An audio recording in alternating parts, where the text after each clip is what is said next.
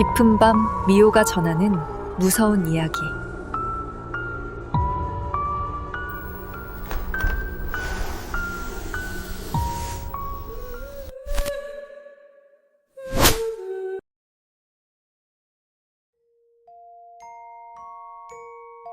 제가 포병부대에 있었을 때 이야기입니다.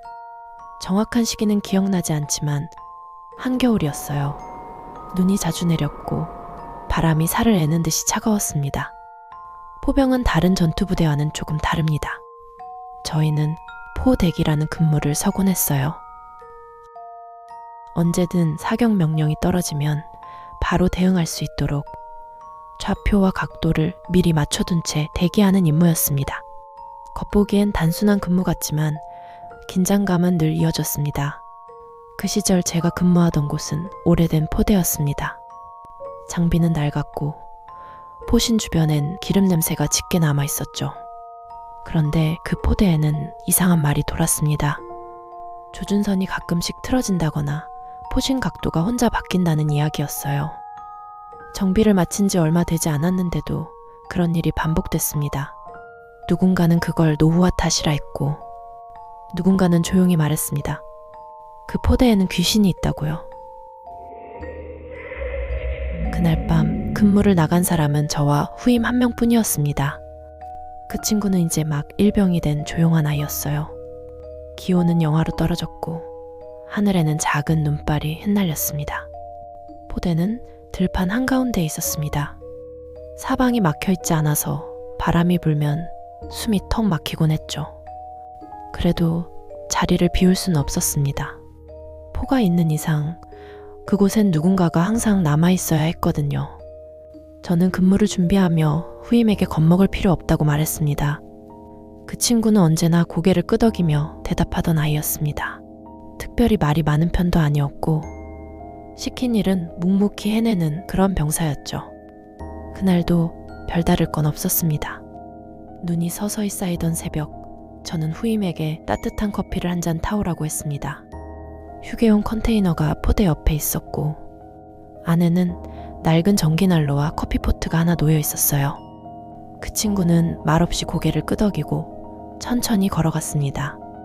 후임이 휴게실로 간 지 5분가량 지났습니다. 거리는 멀지 않았지만 포대 주변은 유난히 조용했어요. 바람소리 말고는 아무것도 들리지 않았습니다. 처음엔 대수롭지 않게 생각했습니다.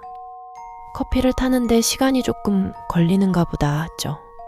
하지만 시계를 보니 어느새 10분쯤 지나 있었습니다. 그 친구가 돌아오지 않았습니다.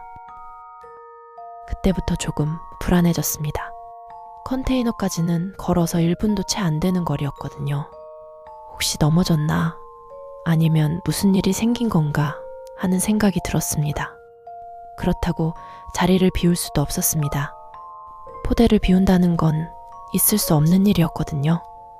바람이 더 거세졌습니다. 눈발은 사선으로 흩날렸고 시야가 조금씩 흐려졌어요. 그때부터 이상하게 마음이 불편했습니다. 말로 설명하긴 어려웠지만 그 자리에 그냥 서 있는 게 점점 힘들어졌습니다. 결국 저는 자리를 벗어났습니다. 눈이 쌓인 길을 따라 휴게실 쪽으로 걸어갔어요.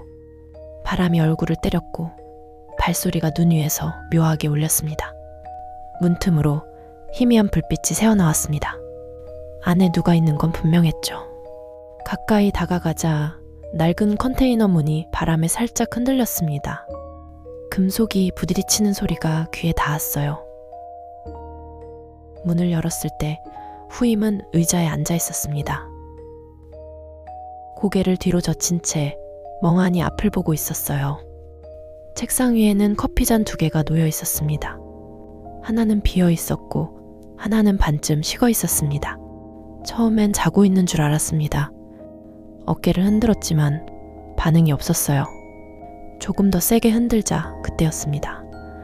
후임이 천천히 눈을 떴습니다. 입가에 묘한 미소가 번졌습니다.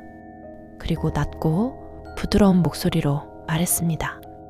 얘는 일어날 생각이 없어 보이는데. 그 목소리는 분명 여자였습니다. 저는 그대로 얼어붙었습니다. 그 순간 방 안의 공기가 식어가는 게 느껴졌습니다. 정신이 아득했습니다. 저는 그대로 물러서서 밖으로 뛰쳐나왔어요. 눈이 쏟아지고 있었지만 그 차가운 공기가 오히려 살 것 같았습니다. 곧바로 무전기를 잡았습니다. 당직 사관에게 후임의 상태가 이상하다고 보고했어요. 목소리가 떨리지 않으려 했었습니다. 의무병과 간부가 함께 도착했을 때 저는 컨테이너 앞에 서 있었습니다. 문을 열었을 때 후임은 여전히 같은 자세였습니다. 의자에 앉은 채 고개가 살짝 뒤로 젖혀 있었어요. 눈은 감겨 있었고 얼굴은 창백했습니다. 의무병이 맥박을 확인했지만 정상이라고 했습니다. 외상도 없었습니다. 그냥 깊이 잠든 사람처럼 보였어요. 그렇게 후임은 들것에 실려 나갔습니다. 그날 밤 아무도 포대 쪽으로 다시 가지 않았습니다. 남은 사람들은 이상현상 보고서를 작성했죠. 저는 그때도 귀신 이야기를 꺼내지 않았습니다. 그저 후임이 잠시 기절한 거라고만 말했어요. 그 일은 그날 새벽으로 끝났습니다. 아침이 되어 후임은 의무실에서 눈을 떴다고 했어요. 하지만 그 시간에 무슨 일이 있었는지는 기억하지 못했습니다. 커피를 꺼내려던 것까지만 생각난다고 했습니다. 그날 이후로 그 휴게용 컨테이너는 철거됐습니다. 포대에 있던 장비들도 전부 교체됐어요. 누구도 그 일을 자세히 말하지 않았습니다. 보고서에는 단순한 실신으로 기록됐습니다. 시간이 꽤 지난 지금도 그날의 광경이 머릿속에서 가끔 떠오릅니다.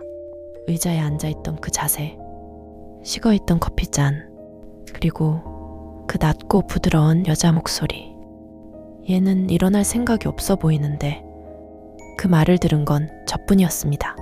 지금도 가끔 새벽 근무를 서는 병사들을 보면 그 목소리가 문득 떠오릅니다.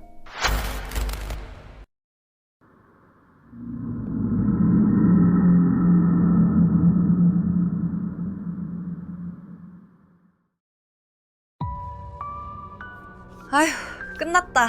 고생하셨어요.